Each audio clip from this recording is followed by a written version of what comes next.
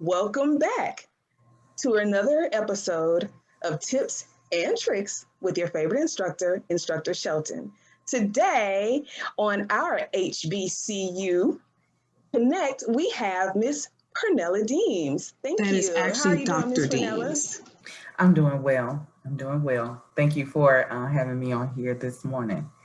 All right. So on HBCU Hype, tell us a little bit about yourself.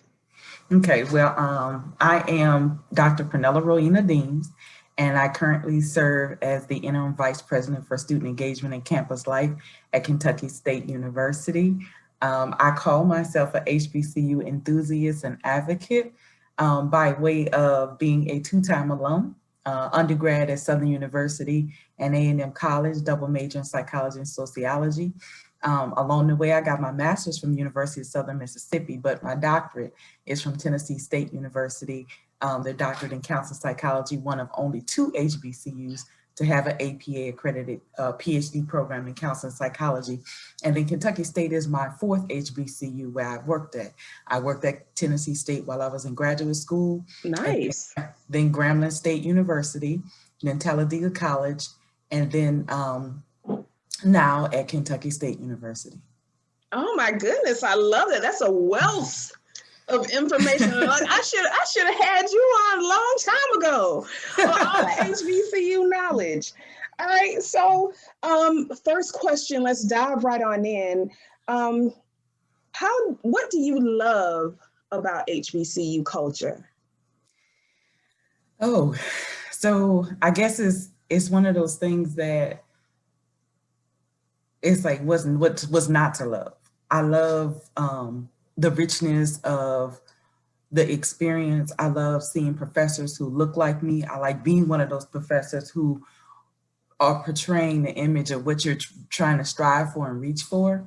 I love the family vibe. I love that you go there and you authentically and organically develop brothers and sisters and cousins and professors who are like moms and dads and administrative assistants who are like aunties. And, everybody there is about you making it. You're not a number. Everybody is, corrective, like, hey, where you going? You've been going to class, you're doing what you're supposed to do.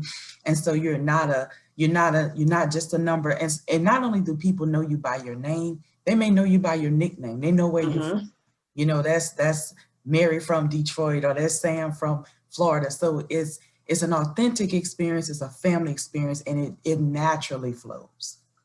It really does. And you know what? I can honestly say that there's something about attending an HBCU where you look around and there's a certain atmosphere that exists that you're like, okay, I'm home. I'm away from home, but I'm home. And you do have instructors and professors and people, admin that take a notice in you and say, classes are in. What you doing out here? Classes are in session. Are you just out here relaxing, or what's going on? And they do take an interest in your life. And that is one of the reasons why I feel like, HBCUs have so much to offer our kids. So that leads us into the next question, which is, why is it important for students to attend an HBCU? I think, well, I'll start in one place. A lot of times we do still generate and serve a lot of first generation college students, but we also have second, third, and fourth generation college students at our HBCUs. So the fact that if my grandmother went, my grandfather went, my mom, dad, I want the opportunity to go to that school as well. That's the first point, in that, sometimes people say, well, it's still relevant, and, we're not dealing with segregation, and, we're dealing with all these things, the reason why they were founded. So why don't we just merge them or shut them down or blend in? And, like HBCUs were always open and welcome to everyone. That's the first thing. So it's not like it was any exclusive school, even though founded to serve African Americans, doors were always open to everyone. There was no rules that you cannot get in. Yes. Like the majority institutions were founded where you could not come. And then HBCU is important, one, the legacy, and then two, Our institutions have like I said, it's this holistic experience where everybody's a part of your education, everybody's a part of your foundation and your process, and not just what you get in the classroom. These institutions help you develop and become a leader. Mm-hmm. Let you go through that trial and error phase where you get to, run for offices, but even if you don't win, you still have an opportunity for leadership development. There's a strong mentoring vibe that's in Yes. that organic experience where I can watch you and watch what you do, and I can take that back to my community. And I keep going back to this authentic and organic, is that it just naturally happens.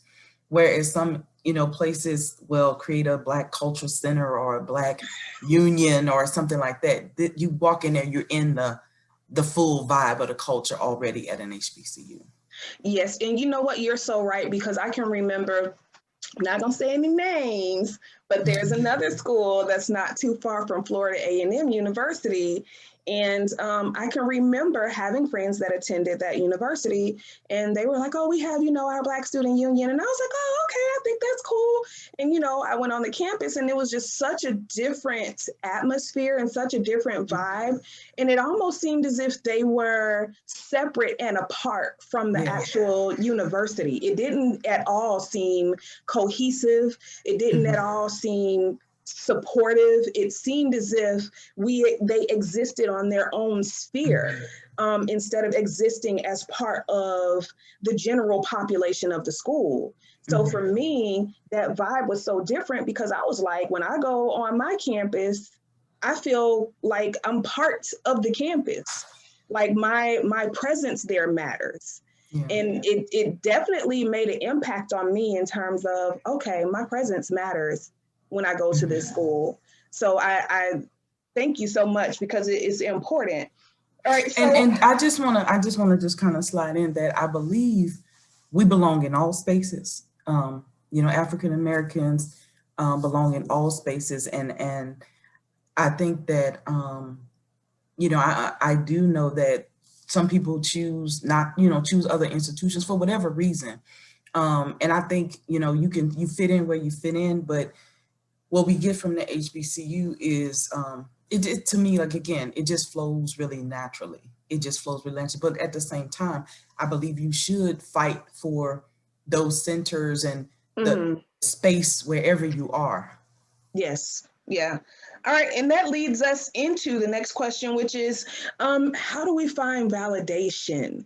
How do we kind of be okay attending an HBCU and be proud that we've attended HBCUs? How do we find that validation that others seem to seek out when it comes to HBCUs versus PWIs? How do we find that? I think this is all an individual kind of process and individual self-exploration that you take on when you do step on a college campus, no matter what. Yeah. I don't think you have to try to fight hard to justify your choice, or you shouldn't have to. And in that, you have an opportunity to walk in and be authentic in an already authentic space. Yes. A lot of people are dealing with things that happen in high school, opportunities where you didn't have a chance to be a leader, or the school was too big. And so you come back into this concentrated environment, you meet all these different people from all these different places that, it's not just a Black school. You have African Americans and Blacks from all kinds of places who had all kinds of experiences that you can learn so much from people from all their different cultures and walks of life. And it's that part of the exploration process. And I tell people, you have the opportunities to study abroad and to travel and to visit other institutions. You have curricular experiences and opportunities, so you can see what's happening at all the different places. But your HBCU, it kind of, I think it bridges you to whatever else you're trying to do. I think institutions, their slogans are start here and go anywhere. I know that's one institution's like motto, but you have an opportunity to explore. It's safe, kind of process who you are. You can learn if you like, locks, if you like natural hair, if you still like a relaxer, whatever the case is. You have so many different political opportunities, especially what's going on in our culture now. Right. You have opportunities for social justice, and I feel like you have somewhat of a safe space to kind of navigate and do that. And I think, your choice is your choice. I wouldn't want people to struggle trying to figure out how to validate where they're going to get their education. Go in, go proud, go strong. Yes. Yes. There'll be people to help you along the way. You know what? And I answered that correctly or not? Oh, yes, you did. Because one of the reasons why I asked the question is I teach 12th grade in dual enrollment. And sometimes when students are looking for, their college of choice, I have had parents who will talk their kids out of wanting to apply to an HBCU, or kids who say, no, I can't apply to HBCU because, my parents would be upset. And I'm like, upset that you're applying to an HBCU? Why? And oftentimes what I find is they struggle with even making the choice, because there is this automatic perception that if you attend an HBCU, you're going to get a lesser education. So there's this validation almost that has to take place, where people have to validate the legitimacy of an HBCU, even current day. And it's like, you can see it, you can look around, you can look in politics, you can see the pour out of HBCUs and the quality of education. But even still, I'm having to say, okay, you know what? Because I like pulling facts. Okay, you know what? Let's look up these schools.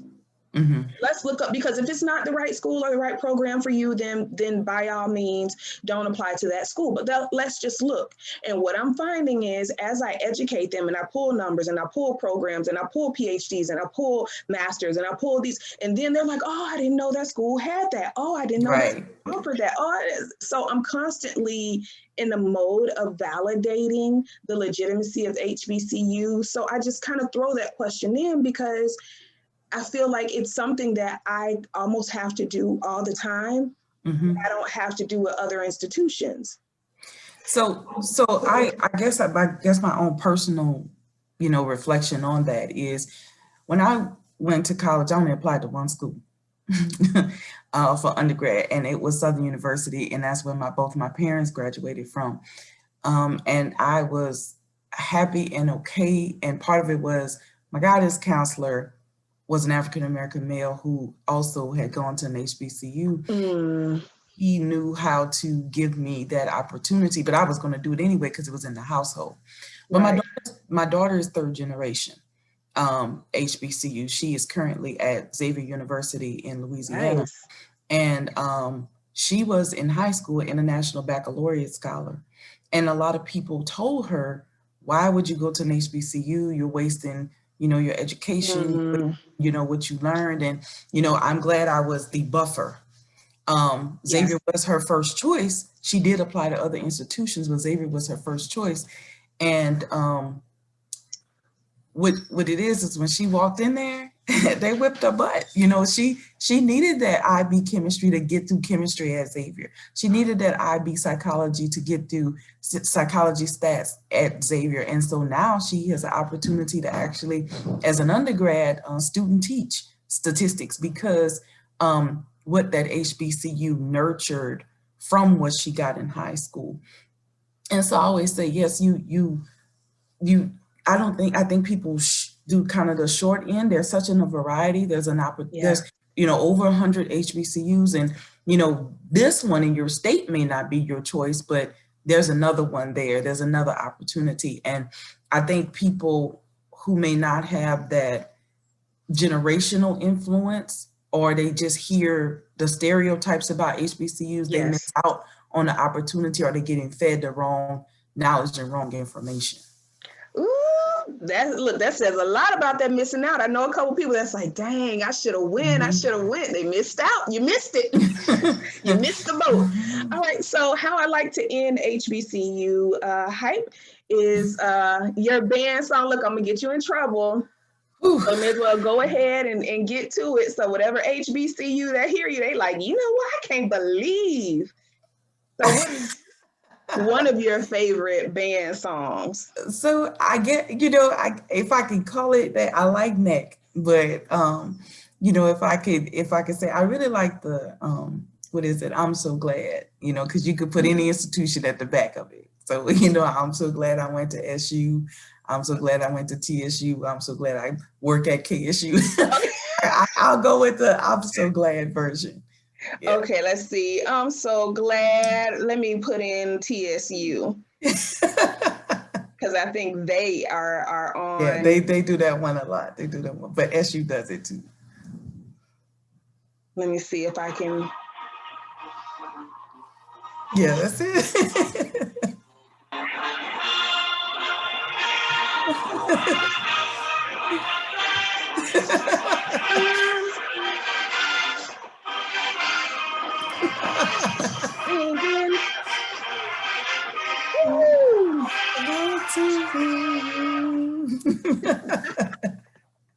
I love that one. And you know what? You're right. You played it safe because that I'm so glad is every HBCU I think has the I'm so glad, and you throw your school in. Right. Well, thank you so much, Dr. Pernella Deams, for coming on and sharing your knowledge with us. I really appreciate it. Is there anything else you want us to know about HBCUs before we close out? I think HBCUs are, like I said, they are awesome choices, awesome opportunities there. Go on a tour.